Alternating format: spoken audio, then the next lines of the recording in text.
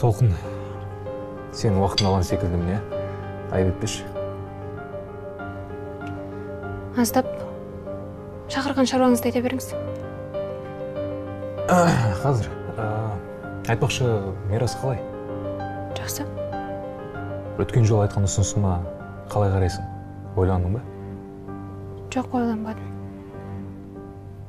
Түсінемін. Сен сияқты тәрбиелі қызға бұндай ұсыныс ерсі әрине. Өзің білесің, сені қинамайын.